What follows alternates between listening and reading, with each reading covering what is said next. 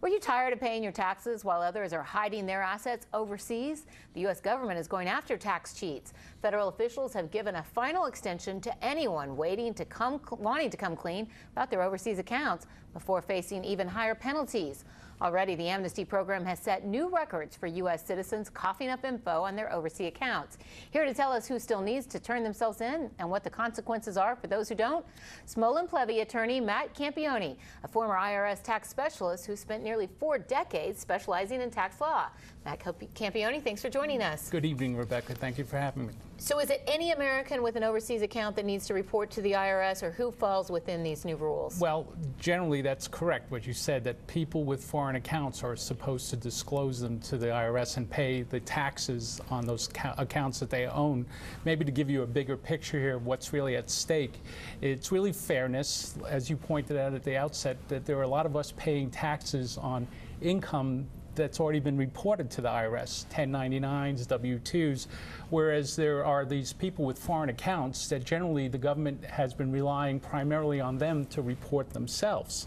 So there's a fairness issue that we're not capturing all that money. And a much bigger issue today, it's a revenue issue. The magnitude of dollars that have been suggested by some could be literally in the $100 billion range annually of taxes lost. So a lot of money the U.S. government wants to go after. There was the big agreement with USB that was much heralded by U.S. officials. USB, the Swiss banking giant, agreeing to turn over some 5,000 names, but that's just a drop in the bucket. Are these people who are hiding their accounts overseas really at risk if they don't turn their names in? Well, absolutely. Over time, I think the risk increases. The government is literally trying a program like the voluntary program that we're talking about with the October 15th deadline to try to encourage people to basically come into compliance.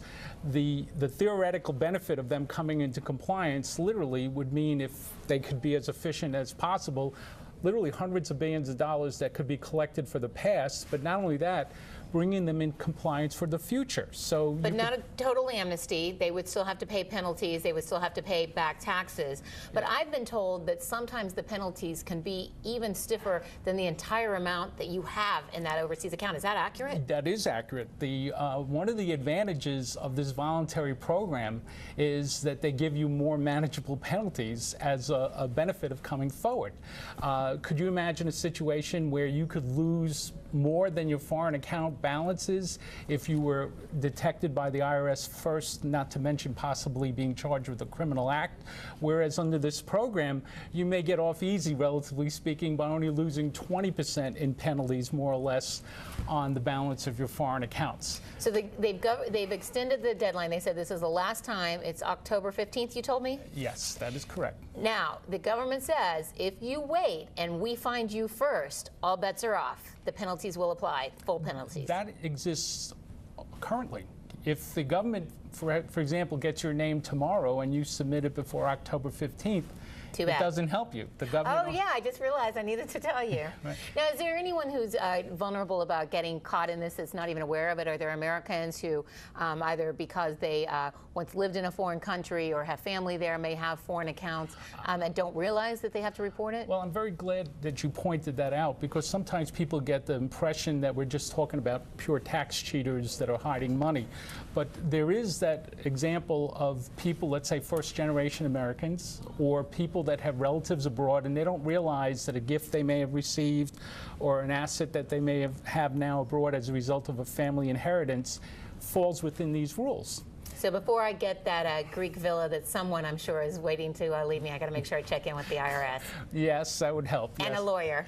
Well, yeah, I'm for that. Trust me, I'm from a family of lawyers. A lawyer never hurts. And thanks for joining us here tonight. Sure. Well, Matt thank you for having me. Campione. Thanks for being on Washington Business Tonight. And